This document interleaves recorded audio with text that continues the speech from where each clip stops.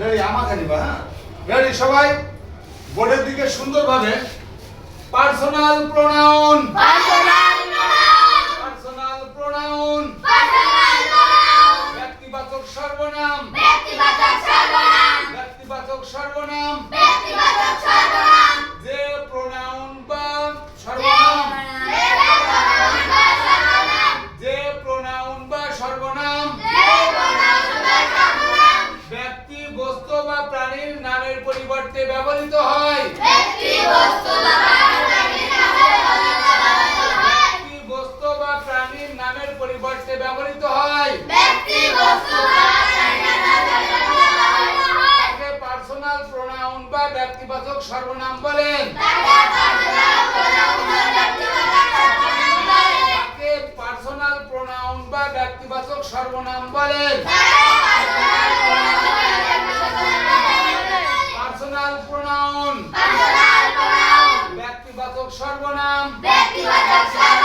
personal pronoun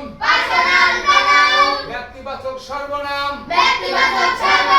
যে pronoun বা সর্বনাম যে প্রোনাউন বা সর্বনাম ব্যক্তি বস্তু বা প্রাণীর নামের পরিবর্তে ব্যবহৃত হয় ব্যক্তি বস্তু বা প্রাণীর নামের পরিবর্তে ব্যবহৃত হয় তাকে পার্সোনাল প্রোনাউন বা ব্যক্তিবাচক সর্বনাম বলে তাকে পার্সোনাল প্রোনাউন বা ব্যক্তিবাচক সর্বনাম বলে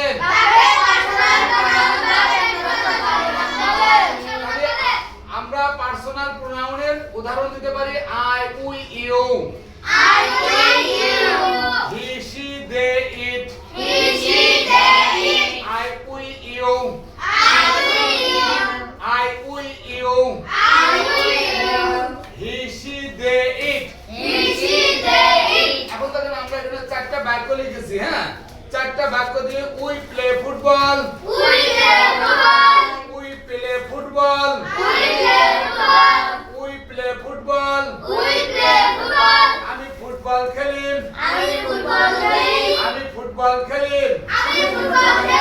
I am a student আমি একজন ছাত্র I am a student আমি একজন ছাত্র we goes to school daily we goes to school daily